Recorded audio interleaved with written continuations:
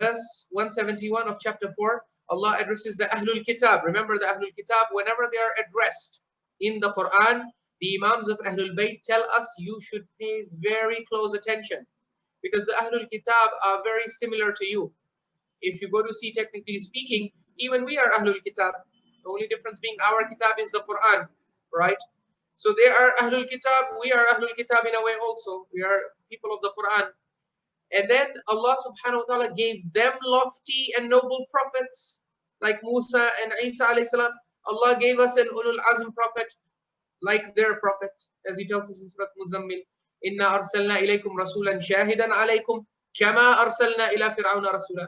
The prophet that has been sent to you has been sent to you just as the prophet was sent to Fir'aun. So Allah is drawing a parallel between our prophet and Musa alayhi salam.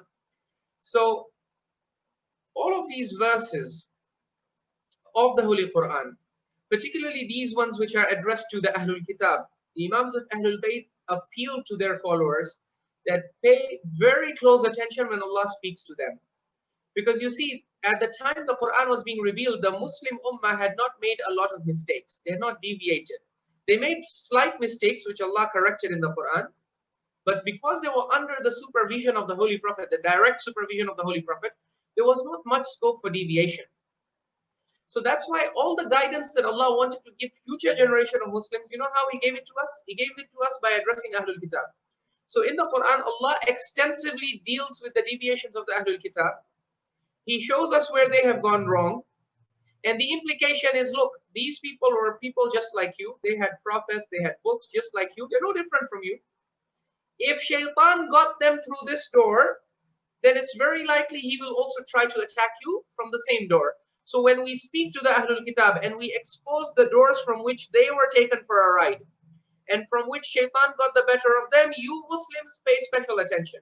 You might be safe as long as you are under the supervision of the Prophet. But look, as long as these communities of Ahlul Kitab were under the direct supervision of their Prophet, they were also safe.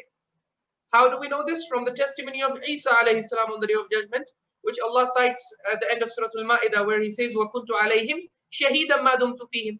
When he is asked and Allah questions him about the deviation of the Christians, Isa alayhi salam says, Ya Allah, as long as I was among them, they were perfect.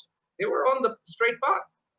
You know, فَلَمَّا تَوَفَّيْتَنِي, when you took me, when you received me back, كُنْتَ أَنْتَ الرَّقِيبَ عَلَيْهِمْ, then you know better what happened after that. As long as I was there, I can assure you nothing wrong was going on. At the level of Aqidah in my time, they were all on correct Tawheed. So what happened after that, I take no guarantees for that. You know better what happened after that.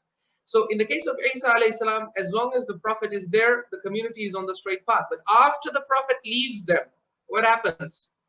Shaitan comes, he hijacks their vessel, and he drives it straight, he steers it straight into the waters of shirk, outright shirk, and iftira that their Prophet warned them against.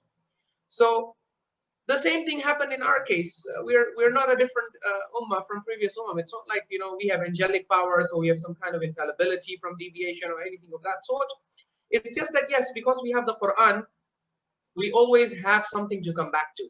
No matter how far you deviate, the Quran is always there as a hujjah of God, as a rope of God that you can use to climb back up and, you know, rejoin the Sirat al-Mustaqim if you happen to lose sight of it during your journey. But in any case, my point is, when Allah addresses the Ahlul Kitab, the reason why He talks so much about them in the Quran is because they are very similar to us, and Allah can foresee that the areas where Shaitan got the better of them are the exact same areas where He's going to get the better of us. So when Allah talks to Ahlul Kitab or talks about them, we need to open our eyes and turn on our critical thinking and try and see, try and isolate, pinpoint, make notes. What are those areas that Allah has highlighted? And then let us look at ourselves in the mirror and see if there are any parallels